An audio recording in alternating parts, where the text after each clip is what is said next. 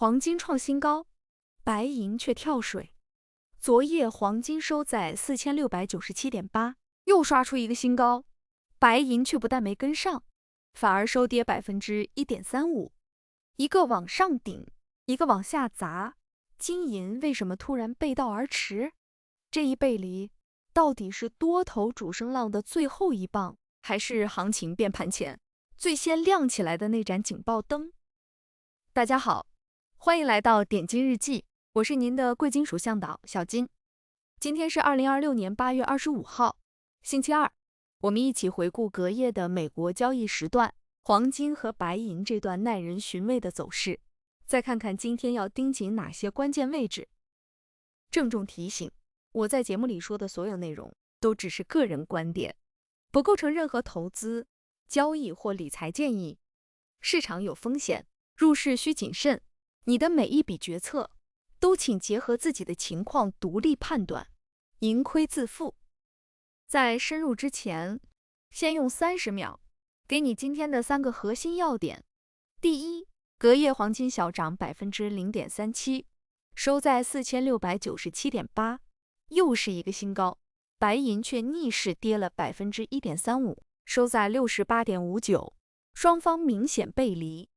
第二，最大的推手是10年期美债收益率回落到4.7%，宽松交易还在延续。第三，最该盯的一件事是黄金上方4740这道大关，以及本周五的核心通胀数据。好，接下来我们就一个一个把这几点讲透。先说整体的盘面感觉，隔夜这一场，黄金给人的印象是稳，是韧，它没有大涨大跌，就是不紧不慢的又往上垫了一步，收盘4697.8，比上一个交易日又高出17美元，悄悄刷新了近期的收盘新高。可白银完全是另一副表情，它没有跟着黄金往上，反而一路走低，收在68.59，单日跌了1.35%。同样是贵金属，一个创新高，一个大跳水，这种背离本身就是今天最值得琢磨的信号。这里我得对昨天说过的话负个责。昨天我提醒过大家，别在超买里去追最后一口，尤其要留神白银这种高弹性品种在回调里会放大跌幅。结果隔夜黄金确实稳住了，继续往上爬，但白银就真的回踩了1.35%，超买的第一道裂缝先从白银这儿裂开了。这提醒我们，越是这种时候，越要分清谁在领涨，谁在偷偷掉队。那么问题就来了，黄金新高是主力还在坚定做多，后面还有空间，还是白银的掉头已经在替整个板块提前预警？这就是我们今天要一层一层拆开的核心。从黄金自己的走势看，隔夜的节奏是典型的强势整理，价格全天在4700上下窄幅拉锯，日内高点摸到4700多，低点也守在4700附近，最终收在4697.8，收涨0.37%。别看涨幅不大，关键是它站得稳，每一次回落，下方都有买盘接手，说明多头此刻还是牢牢握着主动权。打个比方，这就像爬楼梯，每上一级台阶都要先站稳，确认脚下不塌，再迈下一步。黄金隔夜就是这么一级一级往上垫的，没有那种一口气冲天又哗啦砸下来的浮躁，走得慢，但走得扎实。对短线交易者来说，这种慢牛其实比暴涨更难受，因为它既不给你像样的回调去上车，又让你追高心里发慌。我们把镜头拉远来看它的位置就更清楚了。黄金现在远远站在50日均线4188的上方，足足高出500多美元，也稳稳踩在200日均线4591之上。这条线正是上周五刚刚收复的那道生命线。价格同时站上短期和长期2条均线，中期多头的结构是完整的，是健康的。但硬币总有另一面，价格离50日均线拉开500多美元，这么大的距离本身就意味着它涨得又快又急，短期严重偏离了成本区。这种偏离不会永远持续下去，要么靠时间横盘来消化，要么靠一次回踩来修复。所以你看，同样一根收出新高的 K 线，乐观的人看到的是强势不改，谨慎的人看到的是获利盘越堆越高。这两种读法今天都成立。接下来重点说说白银，因为今天真正的故事在它身上。隔夜白银没有跟随黄金上行，反而掉头下跌，收在68.59，跌幅1.35%，跟黄金那0.37%的涨幅，正好是一涨一跌，南辕北辙。我们用金银比价来量一量这个背离。上周五这个比值大约是67.3，隔夜一下子跳到了68.5，比值往上走，意思很直白。同样的贵金属行情里，资金更愿意抱着黄金，而暂时嫌弃了白银。为什么会这样？这就得说到白银的双重身份。白银一半是贵金属，一半是工业金属，它的弹性天生比黄金大，所以市场上常把它叫做黄金的高贝塔表亲。涨的时候它比黄金猛，跌的时候它也比黄金狠。它这半个工业属性也是把双刃剑，一旦市场担心经济放缓，工业需求走弱，白银就容易比黄金先受伤。过去2周，白银从64一路冲到接近70，涨势本来就比黄金更陡。隔夜这一跌，很大程度上就是前期涨太快之后的获利了结，再加上它上方正好压着200日均线71.5这道硬顶，冲关不成，回吐也就顺理成章。那这个背离该怎么读？一种读法是良性的，这只是白银自己在消化涨幅，挤一挤泡沫，只要黄金还稳，白银歇口气之后还能再上。另一种读法就得警惕了，在一轮健康的上涨里，白银这种高弹性品种通常应该领涨，如果它反而先熄火，先掉队，往往说明整个板块的做多动能在悄悄减弱。哪一种是对的？先记住一个观察坐标，看白银能不能重新站回69上方，重新跑赢黄金。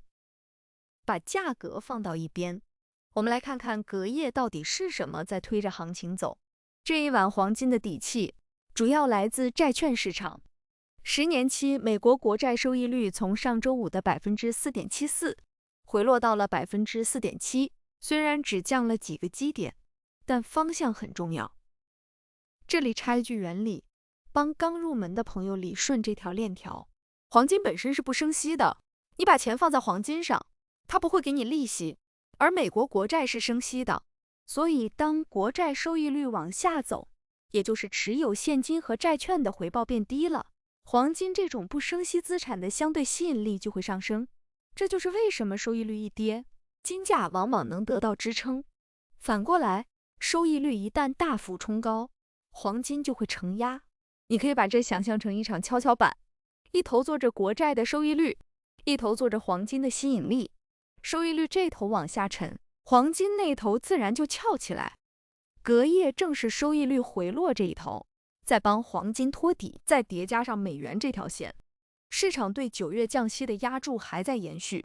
这种偏宽松的预期本身就压着美元，压着实际利率。对以美元计价的黄金是顺风，所以你能看到黄金这一晚不是靠恐慌避险涨的，而是靠这套宽松交易稳稳往上垫。这也顺带解释了为什么黄金能稳，而更偏工业属性的白银却没沾到同样的光。推动金价的这股力量是利率和货币的力量，并不完全是白银最看重的那股工业需求的力量。有人可能会问，避险情绪在这轮里扮演了什么角色？说实话啊，隔夜并没有冒出什么新的地缘政治大事件来点火。这一晚黄金的上涨靠的不是恐慌，而是我们刚说的利率逻辑。但这不代表避险这条腿不重要，恰恰相反，正因为全球地缘的不确定性一直摆在那里，大国之间的博弈、局部冲突的隐忧，以及各国央行持续不断的买金，黄金的底部才有一层长期的安全垫拖着。换句话说，避险现在不是今天上涨的导火索，但它是这一轮长期行情最厚实的底色。这里也提醒一句，避险这条腿的特点是平时安安静静，一旦某个周末或者盘中突然冒出黑天鹅，它会在极短时间里点燃金价，所以我们不能因为它今天没发生，就把它从关注清单里划掉。美联储的政策预期是这整轮黄金行情底层最硬的那根支柱。目前市场几乎已经把9月的降息当成了大概率事件，押注一度升到90%以上。你可能会问，降息和黄金到底什么关系？我用一个词来串：实际利率。实际利率，简单说就是名义利率减掉通胀。当美联储开始降息，名义利率往下走，如果通胀又没有同步大跌，那扣完通胀之后的实际利率就会走低，甚至转负。而黄金最怕的就是高实际利率，最爱的就是低实际利率，因为这时候持有黄金的机会成本变小了。你可以这样理解，机会成本，如果把钱存进能拿到高实际利率的地方，那捏着一块不生息的黄金，就等于白白放弃了那份利息。可一旦实际利率被压到很低，甚至变成负的，这份放弃几乎不心疼了，黄金自然更香。所以降息预期越浓，黄金的地基就越稳，这也是隔夜金价能稳步创新高的深层原因。但这里有个必须提防的陷阱，叫买预期，卖事实。市场提前很久就在交易降息，很多利好其实已经被市场提前消化，反映在4700的价格里了。真等到9月中旬降息真正落地那一刻，反而可能出现兑现利好、获利了结的抛压。所以越接近议息会议，我们越要留一份小心，别把好消息当成可以无限透支的理由。从技术面来看，黄金现在的多空手就压在2个位置上，上方最关键的一道坎是4740，这是今年4、5月份那一片密集高点的所在，是压在头顶的天花板。价格现在离它只差40来美元，隔夜可以说是贴着它的脸在试探。只有带量有效的站上4740，年内新高的空间才算真正打开。反过来，如果几次冲关都被压回来，那就要小心冲高回落。下方最重要的支撑是4591这条200日均线，也就是上周五刚收复的那道生命线。它已经从过去的天花板翻身变成了现在的地板，只要这里守得住，回调就都还算健康的洗盘。接着看动能，我一直跟大家强调的相对强弱指标 RSI， 隔夜黄金的14日数值是 75.2。 给新朋友解释一句， RSI 是衡量涨跌动能的指标，读数越高说明买得越猛，越超买；越低说明卖得越狠。越超卖一般70以上算超买，30以下算超卖。75.2已经明确进入了超买区。这个数字正好卡在我们开头那个问题的正中间。超买说明多头动能确实很强，趋势还在，但它同时也在提醒你，价格短期涨得太急，随时可能需要喘口气，回踩一下来释放压力。所以 RSI 这么高，本身不代表马上就要反转，但它确实意味着现在这个位置去追多，性价比已经不高了。白银这边的技术图，隔夜刚好给出了一个教科书级的受阻信号，它上方的硬顶是200日均线 71.5 附近，前几天冲到接近70就没劲了，这一夜更是直接回落，说明这道长期均线的压制非常实在。下方要守的第一道支撑在67，这里如果失守，短线就可能进一步回测65。所以白银现在的处境很清楚，卡在67到 71.5 这个箱体里，向上被200日线压着，向下靠67拖着。再看白银的动能，它的14日 RSI 是 64.7， 处在中性偏强的区域，还没有到超买。这其实透露了一个很有意思的信息，白银的 RSI 比黄金整整低了10点。同样一波行情，黄金已经超买，白银却还没有。这说明这一次真正被资金追捧、被买到透支的是黄金，白银反而是相对被冷落的那一个。这也再一次印证了我们前面说的背离。想确认白银重新转强，就盯住它能不能放量站回69，把 RSI 重新顶上去。讲到这里，我必须认真提一句风险。黄金已经站上4700的高位 ，RSI 也进了超买区，白银又率先掉头，这套组合意味着此刻追高的风险收益比已经明显不划算了。行情越是往上冲，气氛越是热烈，我们越要保持冷静，谨慎对待每一次想追单的冲动。真正稳健的做法，从来不是在最亢奋的时候满仓冲进去，而是把仓位、把止损都想清楚，给自己留足余地。请记住，保住本金，永远比多赚一口更重要。好，落到最实在的部分，今天该关注什么？后市怎么看？我把它拆成短线和长线两层，分开跟你说清楚。先说短线怎么看，近端最重要的3件事，你按这个顺序盯。第一，看黄金4740这道大关，这是短线多空的发令枪，有效站上就打开继续冲高的空间，反复冲不过就要防冲高回落。第二，看下方4591这条200日均线，这是多头的生命线，只要不带量跌破，回调都还算健康。真要是放量跌穿，那这波新高就有假突破的嫌疑。下看4500。第三，看白银能不能站回69，重新跑赢黄金。它要是继续掉队，就是提醒整个板块动能在减弱的先行信号。日历上，短线最大的变量是本周五的美国核心个人消费支出物价指数，也就是美联储最看重的那把通胀标尺。这个数据够软，就会给9月降息再添一块筹码。黄金有望顺势去挑战4740，要是意外走高，降息预期降温，涨幅就可能回吐，金价回踩4591。再往后，还有9月初的非农就业数据，以及9月中旬的美联储议息会议，都是这条降息路径上必须盯的关卡。再说长线怎么看，把视线拉长到几个月的维度，黄金的大方向依然是向上的。全球央行还在持续买金，去美元化的趋势，美国高企的债务，以及降息周期里实际利率的下行，这几股力量共同拖着黄金的长期底部。所以我的框架很清楚，长线偏多的大逻辑没有变，短线则要防超买之后的技术性回踩，这两者并不矛盾，一个讲的是趋势，一个讲的是节奏。那么回到开头那个问题，黄金新高，白银跳水，这背离到底是主升浪的最后一棒，还是变盘的警报？